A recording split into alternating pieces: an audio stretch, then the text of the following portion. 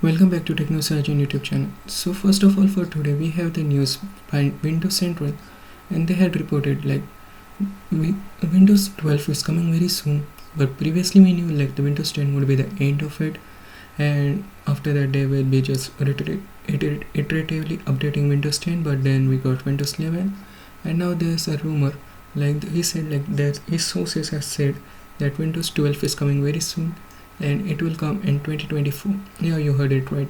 Like Microsoft is working on another major update release for Windows for Windows, and it is said like Microsoft now intends to ship major releases every 3 years. So Windows 12 in 2024, Windows 13 possibly in 2027. But regarding Windows 11, it is bad because the reviews are like that, as Windows 11 has any features which has been promised, and it will come up to 4 times a year security updates, like major security updates to Windows. So yeah, pretty good. But Windows 11 was basically impossible for anyone to upgrade from Windows 10. It was a hassle, and I haven't updated it yet because my system doesn't support it, even though it has required specifications. So yeah, given the fact, like moving on, we have Intel Arc A380, and it is bad. Like Yugoslav has given it a rating of not classified, like not approved, and Intel Arc A380 and Photon has more XA. The issues like there is no XeSS support, and which is an alternative to NVIDIA's DLSS. There's major driver issues, and Intel hasn't improved it. So clearly Intel Arc's launch is clearly bad at the least. They should have worked more on these GPUs.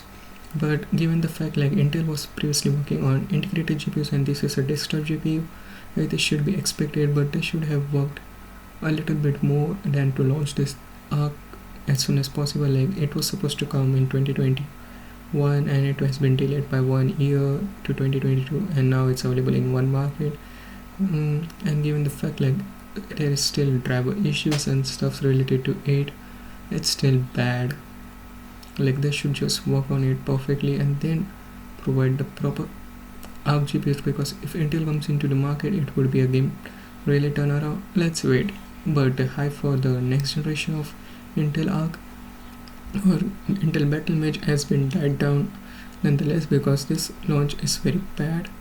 But let's hope that they come very good on it for Arc, for Battle Mage, and do a very good job, like implement all of the features which has been promised. And we know that Intel might do it, but they still have the production issues and stuff related to it. So let's just hope, time will tell. Moving on, we have news regarding RDNA 3, and Angrimon55 has tweeted like the GCD size is 350mm square plus, which means it might be more than 350mm square, but it is far less compared to RX 6900 XT. It was like 400 something, but this is the GCD die of the high-end Navi 31, and this is just the GCD die. So basically it doesn't contain MCD like memory chip module, and WCCF NVIDIA cards has made a diagram for it. This is the GCD module, and the above modules are called MCD. So 6900 has bigger GCD die because it had Navi 31 has bigger GPU die because it had all the MCDs and GCDs into one, but here they are separated, so the production yield will increase, and that's why the GCD die is shortened. But there's this thing, like even the GCD die has been shortened, it is far bigger. So technically it has two GPUs, not two GPUs, but the GPU frequency but the computation power has been increased, so there might be more cores into that GCD. And since multi-chip modules memory MCDs are outside, the yield rate will be significantly increased, so that the cost will cut down. It is similar to how Ryzen was first introduced, like cores communicating using Infinity Fabric, and this is the true future of the GC graphics, because NVIDIA is working on Hopper, which will be released next year possibly. But yeah, it is far good. Like they just confirm it, and AMD just confirm it, like they are working on GCD, which we were knowing for a very long time, and now it has been basically confirmed.